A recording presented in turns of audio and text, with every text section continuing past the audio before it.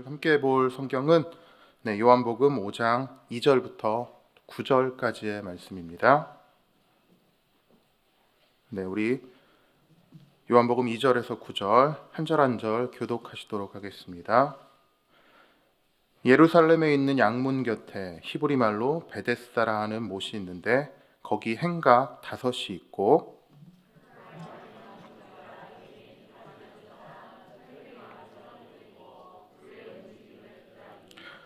이는 천사가 가끔 못에 내려와 물을 움직이게 하는데 움직인 후에 먼저 들어가는 자는 어떤 병에 걸렸는지 낫게 되미로라.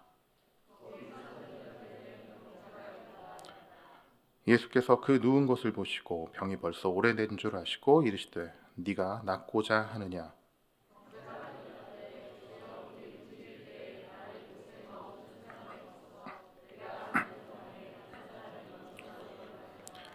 예수께서 이르시되 일어나 네 자리를 들고 걸어가라 하시니 그 사람이 곧 나아서 자리를 들고 걸어가니라. 이날은 안식일이라.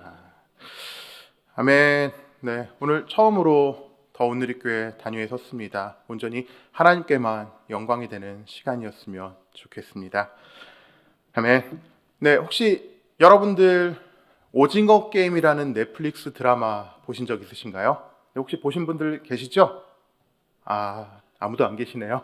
역시 성경 이외엔 전혀 다른 것들을 돌같이 보는 더 온누리교회 축복합니다. 또 환영합니다. 작년에 전 세계적으로 열풍을 이루었었고요. BTS와 더불어 한류 콘텐츠에 또 많은 더 선봉장 역할을 했던 드라마인데요. 올해는 1번 출연자였던 오영수 배우가 이 드라마로 골든글러브 나무주연상까지 받았다고 합니다. 이렇듯 이 드라마의 파급력은 대단했었던 것 같습니다. 근데 이 드라마의 스토리는 간단합니다. 456명의 참가자가 456억이라는 상금을 차지하기 위해 게임에 참석해서 그 게임을 한다는 이야기입니다. 1등을 배출하기 위해서 2등부터 456명이 필요했고요. 이들은 이야기를 만들어가기 위한 도구였고 결국 우승을 한 기운이 모든 돈을 가져가게 되었습니다. 이야기 참 간단하죠? 그런데 이 드라마가 오픈 결말이어서 그런지 많은 해석을 좀 나왔습니다. 저는 그 중에서 좀 확실하다고 보는 좀 2가지만 좀 함께 보려고 그러는데요. 첫째는 돈이 우리의 미래를 보장해 주는가입니다. 돈이 없어서 현재를 제대로 살지 못하고 있는 참가자들에게는 돈이 곧 미래고 희망이었습니다. 그러나 1등을 제외한 모두는 다 죽었죠. 그래서 돈은 또 미래는 그들에게 실제가 아니게 되었습니다. 그리고 결국 주인공이 모든 소유를 차지하게 되었는데요. 하지만 그 주인공조차도 돈은 더 이상 그에게 미래가 되지 않았던 것입니다. 둘째로 재미가 세상을 살아가는데 큰 가치인가 하는 질문입니다. 게임을 진행하는 자는 다 쓰지도 못하고 죽을 만큼의 많은 돈을 가지고 있는 사람이었습니다. 그래서 그는 남은 인생을 재미라는 것에 올인한 사람이었습니다. 그의 신념에는 연민 또 그리고 사랑 따위는 존재하지 않았습니다. 그래서 게임을 진행하는 도중 주인공의 신념이 돈에서 다른 것으로 바뀌어가는 것을 보자 그 신념을 바꾸기 위해 마지막까지도 노력했던 것을 우리는 확인할 수가 있었습니다. 그리고 저는 개인적으로 짧게 나오는 부분이긴 하지만 종교 역시도 정말 답이 되지 못한다고 말하는 부분에서 정말 많이 실망했었고 또 안타까웠었고 또 그리고 부끄러웠던 것 같습니다. 어쨌든 상황과 결말은 다르지만 2000년 전 저 팔레스타인 땅에서도 오징어 게임이 벌어지고 있었습니다. 오늘 함께 볼 베데스다가 바로 이 현장인데요. 베데스다 이야기는 너무나 유명해서 여기 앉아 계신 모든 분들은 아마 다 익히 알고 계신 내용일 것입니다. 그리고 저희가 최근에 또 큐티 본문으로 한번 접하기도 했었죠. 내용은 이렇습니다. 이스라엘 성전 옆에 베데스다라는 연못이 있었습니다. 근데 이 연못에는 특별한 전설이 내려져 오고 있었습니다. 어느 날 어쩌다 가끔 물이 움직이게 되는데 그 물이 움직이게 될 때 사람이 그 물에 들어가면 내가 어떤 병을 갖고 있든 그 병은 다 낫게 된다는 전설이었습니다. 그래서 사람들이 그곳에 모이기 시작했습니다. 그리고 많은 사람들이 모여 거주하기까지 이르렀습니다. 그 전설 하나만 믿고요. 하지만 여기에 또 가망 없어 보이는 한 사람이 또 등장을 합니다. 언제부터 와서 그가 여기서 기다렸는지도 모르겠습니다. 한눈에 보기에도 병세가 심각해 보였습니다. 누군가에게 도움을 받아 겨우겨우 생존해 가는 사람처럼만 보였습니다. 낫고자 하는 기대도 할 수 없는 그에게 예수님은 찾아가십니다. 그리고 말씀하셨습니다. 네 자리를 들고 일어나라.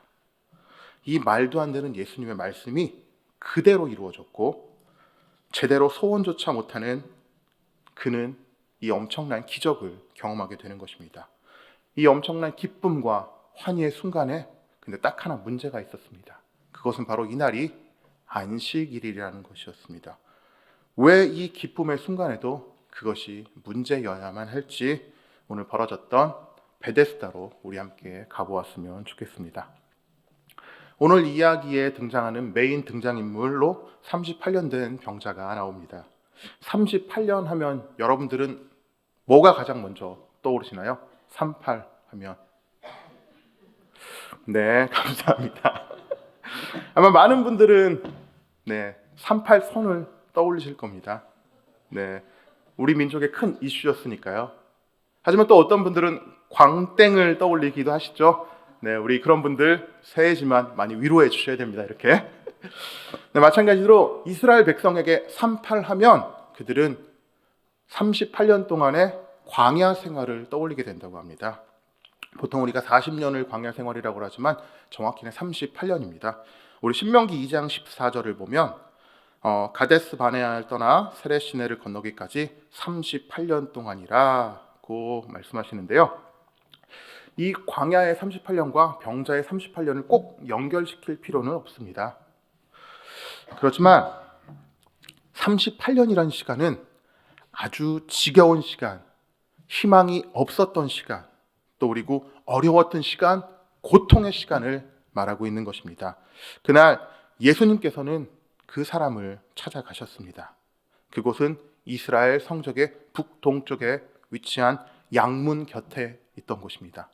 양문, 여러분들 모두 아시는 것처럼 제사장이 제사를 드리기 위해 양을 들고 나던 그 문을 양문이라고 합니다. 그 문 옆에 바로 베데스다라는 곳이 있었습니다. 베데스다의 뜻은 여러 가지 학설들이 있지만 대체적으로 베이트, 집을 뜻하고요. 그 다음에 여러분들이 좋아하는 단어 헤세드, 은혜, 자비, 사랑을 뜻하는 이 두 단어가 합쳐진 단어라고 합니다. 그래서 베데스다, 곧 자비의 집, 은혜의 집이 되는 것입니다. 이 뜻 때문일까요? 여기에는 많은 병자들이 신의 자비를 구하기 위해 모여들었다고 합니다. 3절에 보면요, 그 안에 많은 병자, 맹인, 다리 저는 사람, 혈기 마른 사람이 누워 있었다고 합니다. 언제요? 물이 솟아오르는 것을 기대하면서 말이죠. 물이 솟아오른다. 우리말로 하면 용천수입니다. 용천수. 네, 여러분들 용천수가 나오는 온천에 들어갔다 왔더니 몸이 깨끗하게 나왔다. 이런 이야기들을 우리나라에서도 쉽게 들으실 수 있었을 것입니다. 마찬가지로 이스라엘에도 이런 비슷한 이야기들이 좀 전해지고 있었던 것 같습니다. 그런데 이 용천수가 끌어올라서 물이 막 퍼질 때 그때 그것을 천사가 하는 행동이라고 그들은 생각하고 있었다고 합니다. 그리고 그때 때를 맞춰서 내가 그 못에 딱 1등으로 입수를 하게 되면 어떤 병이든 나을 수 있다는 전설이 바로 그 베데스다에 자리 잡고 있었다는 것입니다. 그런데 좀 아이러니하게도 이 전설의 장소 베데스다는 원래 치료의 신이라고 불리우는 아스크펠레우스 신전이 있는 곳이었고 베데스다 연못은 그 앞에 뜰에 있는 것이었습니다. 현재도 이스라엘 순례를 가보면 베데스다 연못이 있는데요. 우리가 생각하는 그 연못은 찾아보기 힘들고요. 온갖 건축물의 터들만 나와 있습니다. 여러분들 확인하실 수 있을 건데요. 그렇다면 이곳에 모인 사람들이 기대고 있었던 전설은 어쩌면 이방 신전으로부터 나오는 우상에 관한 전설인지도 모르겠습니다. 그래서일까요? 은혜의 집, 자비의 집이어야 할 베데스다는 자비가 없었고 오로지 승자 독식만이 있었습니다. 마치 세상의 축소판이 된 것 같았습니다. 그곳에 있는 사람들은 천사가 가끔 내려와 물을 움직일 때 먼저 들어간 사람이 치료받는다고 믿고 있었지만, 그 전설을 믿고 있었지만 아마 다른 방법이 없었기 때문에 그냥 지푸라기라도 짚고 싶은 심적으로 그곳에 머물렀는지 모르겠습니다.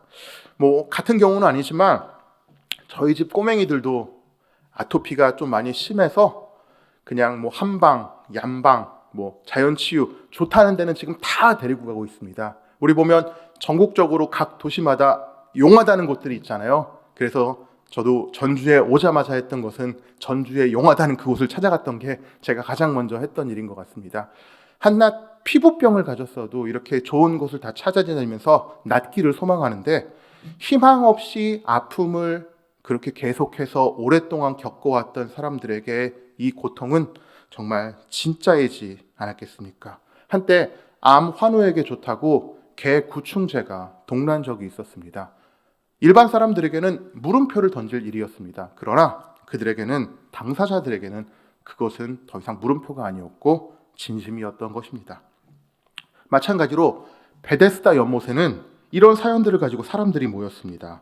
언제부터였는지도 모르겠습니다. 그리고 언제부터 사람들이 그곳에 거주하고 있었는지도 모르겠습니다. 처음에는 그들이 베데스다에 올 때만 해도 나는 나을 수 있어 라는 희망을 가지고, 기대를 가지고 아마 모였을 것입니다. 하지만 그곳에서 한 해, 두 해가 지나다 보면서 그것은 더 이상 치료할 수 있는 기대의 공간이 아니었고 절망의 공간이었고 또 한 번의 좌절을 경험하는 공간이 되게 되었던 것입니다.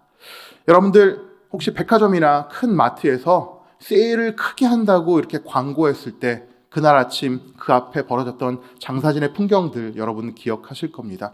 쭉 늘어서 있고 오픈되자마자, 셔터가 올라가자마자 막 그 상품을 향해 돌진하는 사람들 좀 많이 볼 수 있었는데요.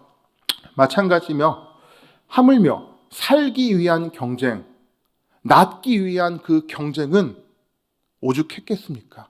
아마 전쟁을 방불케 했을 것입니다.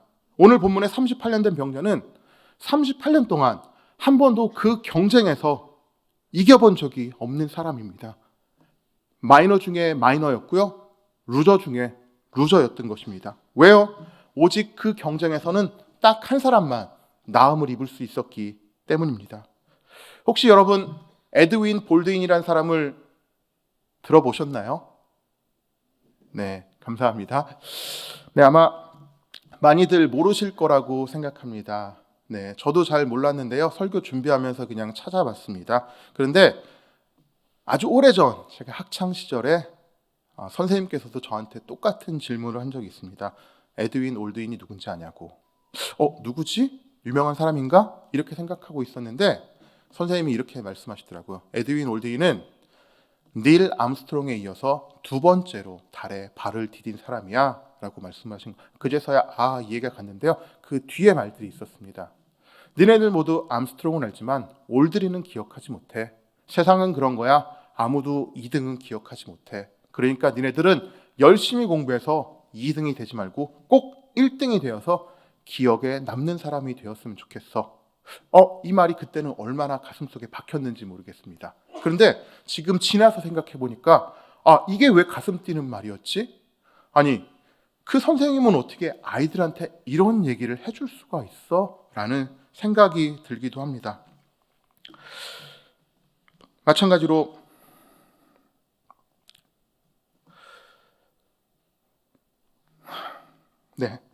하지만 저처럼 이렇게 학생 때부터 많은 사람들은 1등을 강요받으면서 살았는지 모르겠습니다. 그리고 모두가 1등이 되기 위한 치열한 경쟁을 했던 것도 사실이죠. 요즘 역시 세상 문화 역시 그 경쟁을 부추기는데 혈안이 되어 있는 것들이 사실입니다. 그리고 한 사람을 세우기 위해 모든 사람이 들러리가 되는 것들을 기꺼이 감수하고 있기 때문입니다. 물론 무한 경쟁에서 살아남은 사람을 또 폄하할 생각은 전혀 없습니다.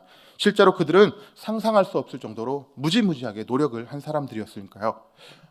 실제로 제가 영어를 정말 잘하시는 분에게 이렇게 물어봤습니다. 어떻게 하면 그렇게 영어를 잘할 수 있나요? 이렇게 물어보니까 그분의 대답이 저를 정말 미치고 환장하게 만들었습니다. 야, 너보다 최소한 10배는 내가 노력했을 거야. 이렇게 말씀하시는 거예요. 정말 그건 사실이었을 거예요. 그분의 노력은 진심이었을 겁니다. 모두가 이 태도를 좀 배울 수 있었으면 좋겠어요. 아니, 가장 먼저 제가 이 태도를 좀 배울 수 있었으면 좋겠습니다. 누구보다 최선을 다했고 누구보다 먼저 노력해서 일군 결과였을 테니까요. 그렇기 때문에 누구도 일론 머스크에게 기부를 강요할 수 없다고 말하는 것 아니겠습니까? 하지만 여전히 목사의 눈으로 봤을 때 이 베데스다는 뭔가 많이 불편합니다. 유대인의 명절에 예루살렘이 아무리 붐비고 그 명절과는 아무리 상관없는 곳이 바로 베데스다였습니다.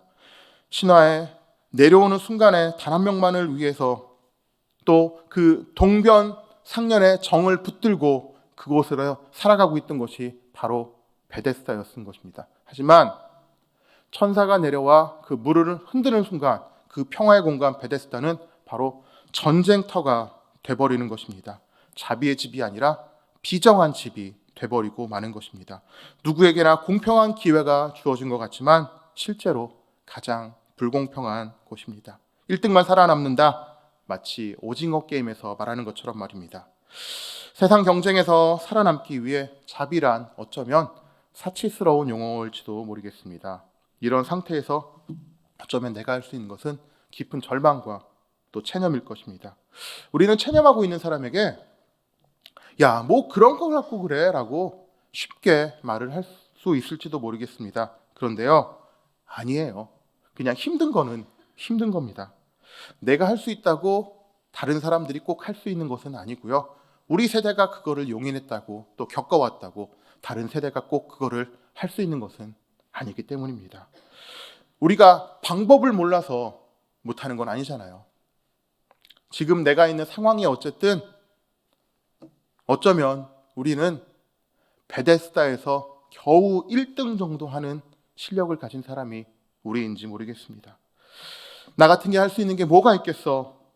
천사가 내려와 물을 흔드는데 왜 그렇게 가끔 내려오는 거예요? 더 자주 내려오면 안 돼요? 왜 그런데 꼭 1등만이죠? 모든 사람이 다 들어갈 수는 없는 건가요?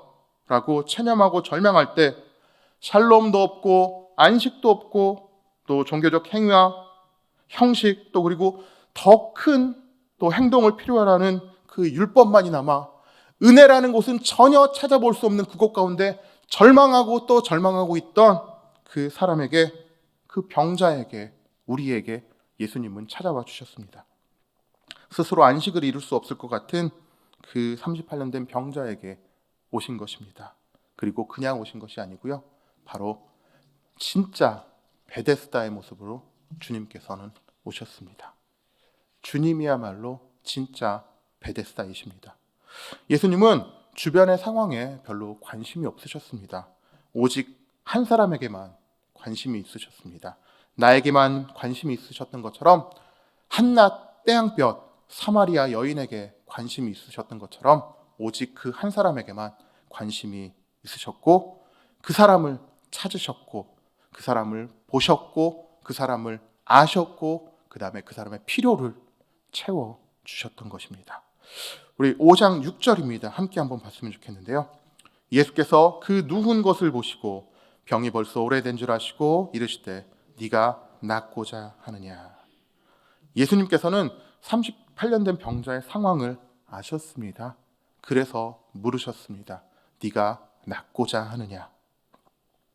그러자 병자는 이렇게 대답했습니다. 5장 7절입니다.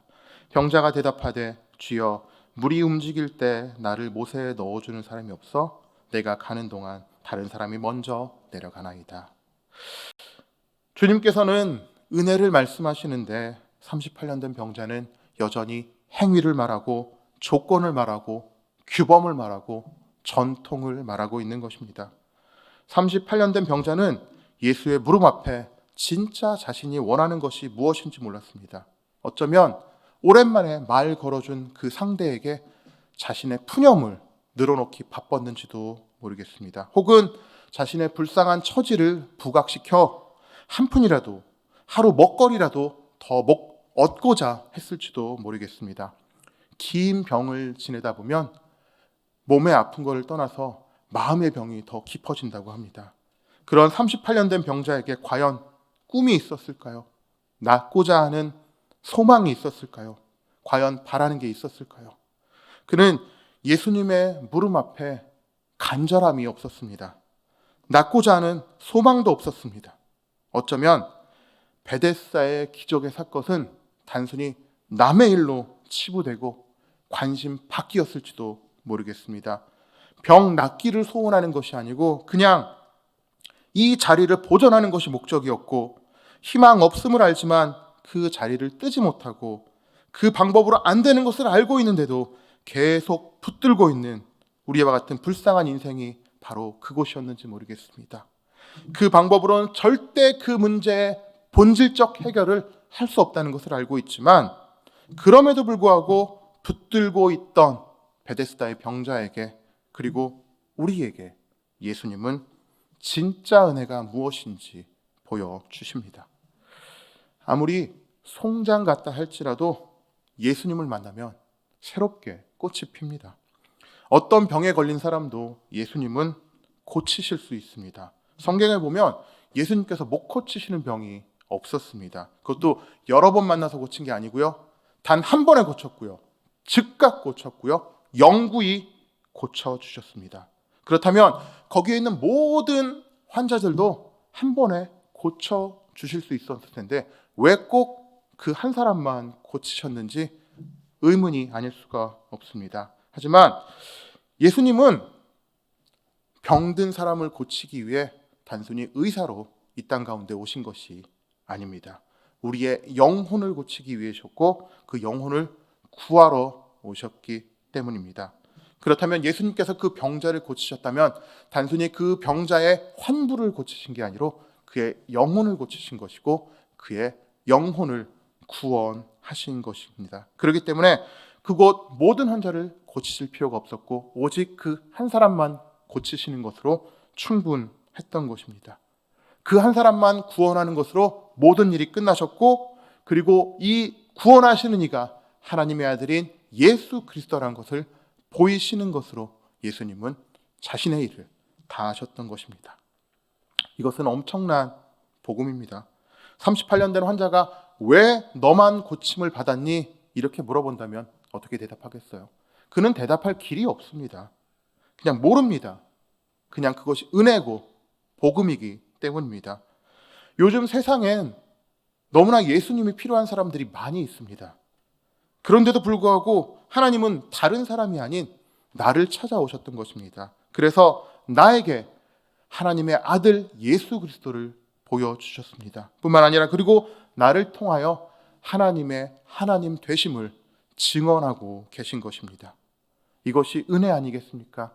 이것이 복음이 아니겠습니까?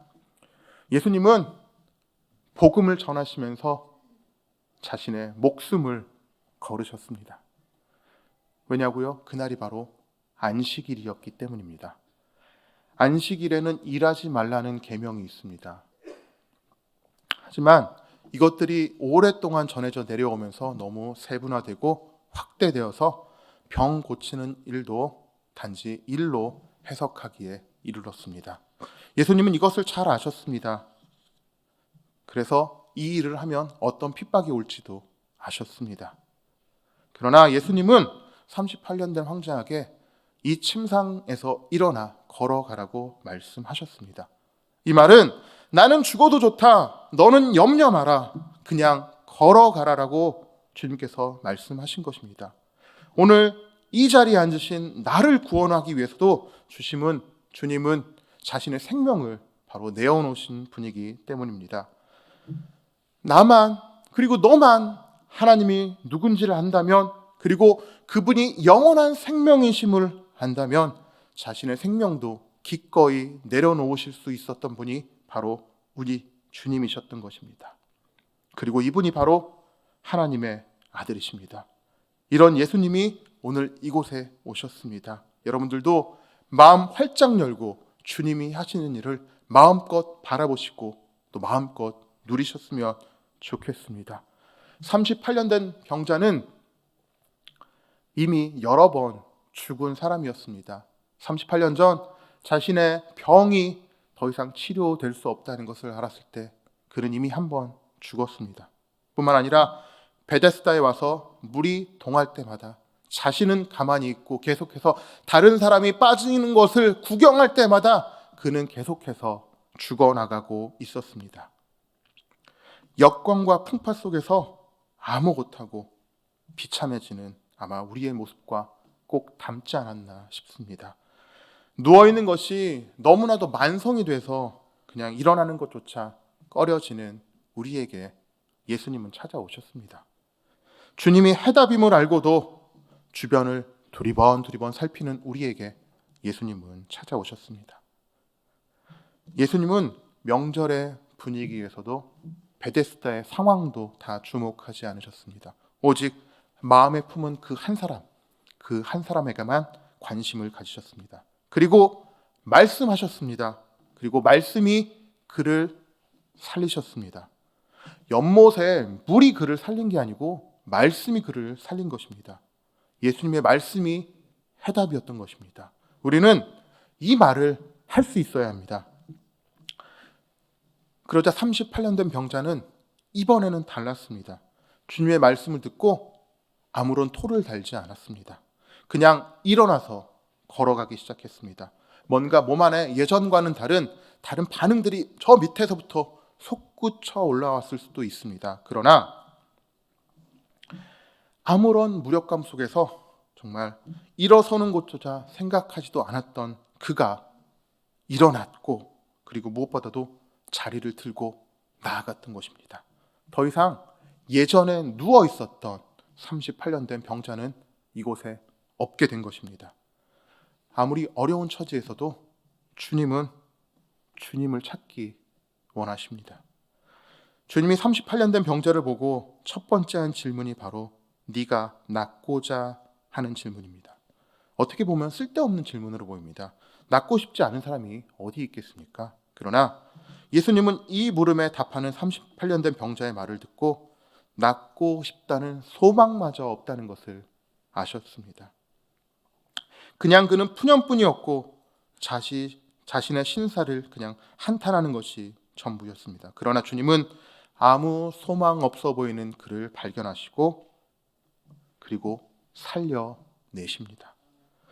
사람들이 힘들 때 포기하지 않고 버티는 것은 여간 힘든 일이 아닐 수가 없습니다. 그것을 버텨내는 사람이 있다면 아마 그 사람은 뭔가 특별한 능력을 가지고 있는 사람일 것입니다. 하지만 여전히 사회에서는 그런 사람을 원하고 그런 사람의 능력과 정신을 요구하고 있습니다.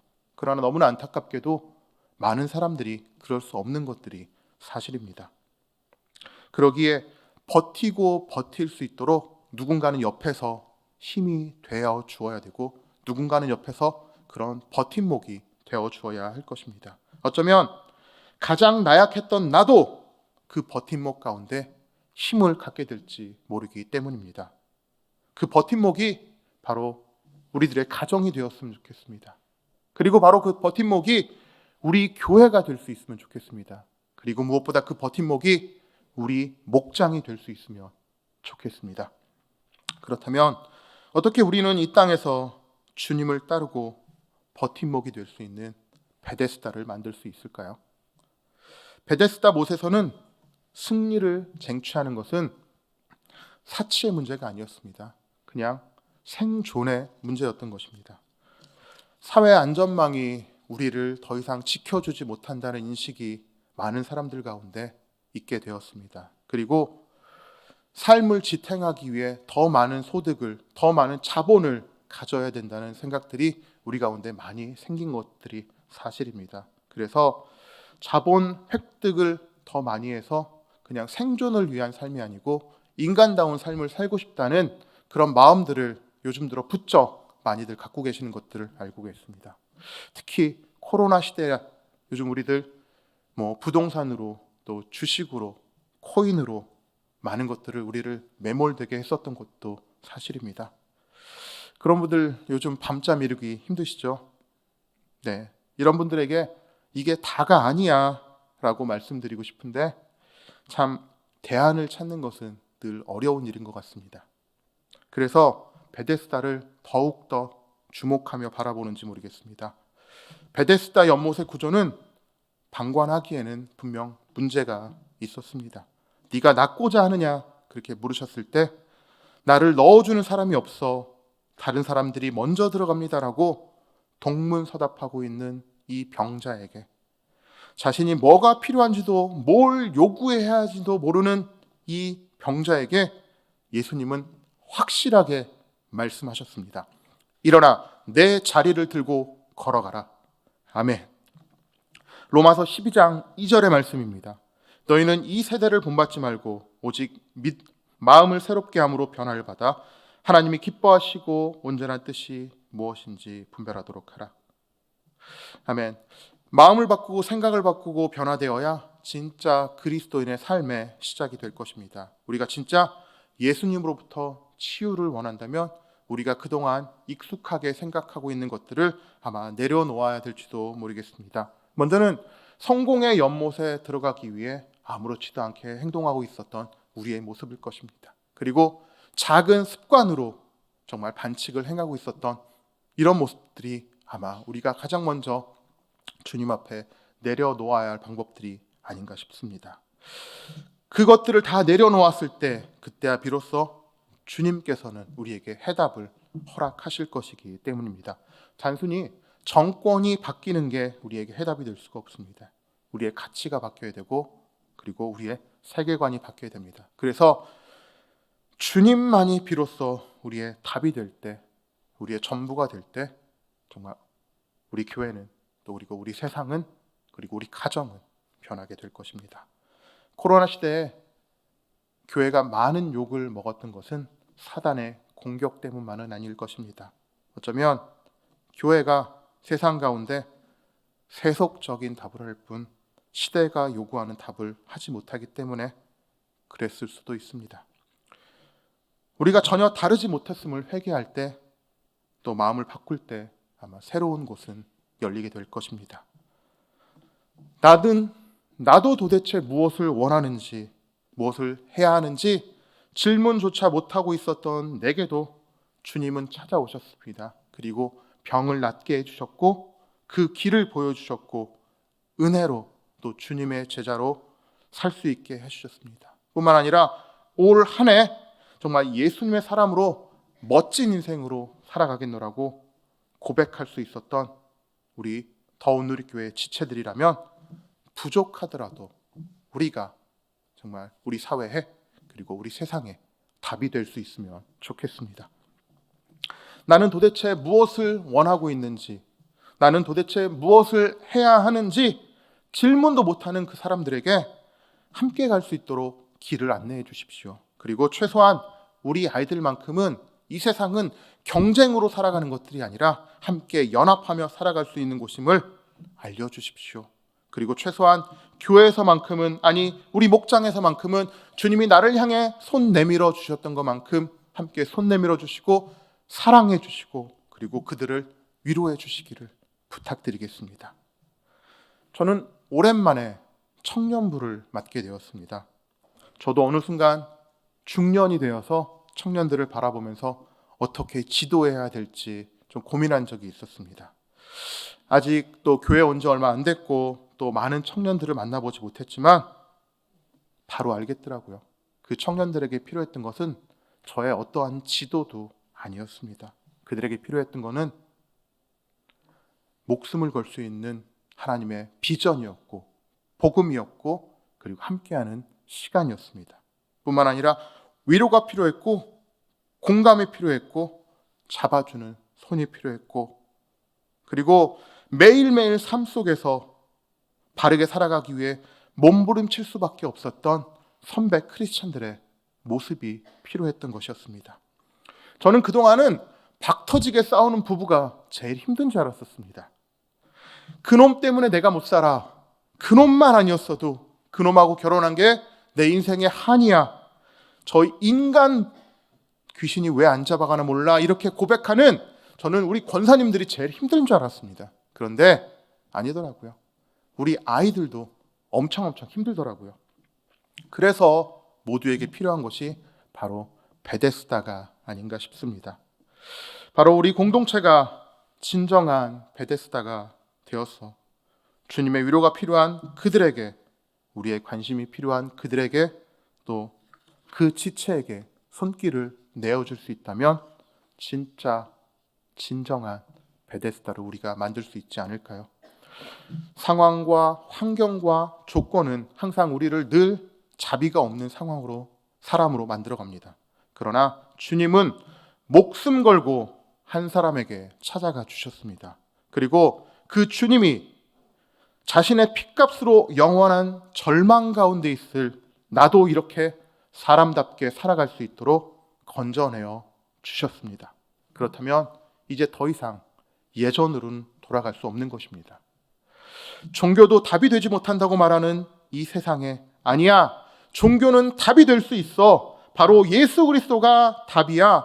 우리 더 온누리 교회가 예수 그리스도로 세상에 답이 되고, 우리 목장이 예수 그리스도로 살아냄으로써 종교가 아무리 소용없다고 말하는 이 시대에, 하이 테크놀로지를 말하지만 여전히 허황된 전설을 믿고 미신에 기대어 살아가는 이 시대에, 1등이 아니면 가치가 사라진다고 말하는 이 시대에 예수 그리스도가 답이라고, 예수 그리스도로 살아내는 공동체가 바로 우리라고 말할 수 있는 사람들이 저희들이었으면 좋겠습니다. 그래서 당당하게 우리 함께 가자, 힘들구나, 내가 손 잡아줄게 라고 말할 수 있는, 그래서 예수님께서 목숨 걸고 얻어주신 그 구원에 답할 수 있는 사람들이 바로 더 온누리교회 모든 지체들이 되기를 주님의 이름으로 축원드리겠습니다.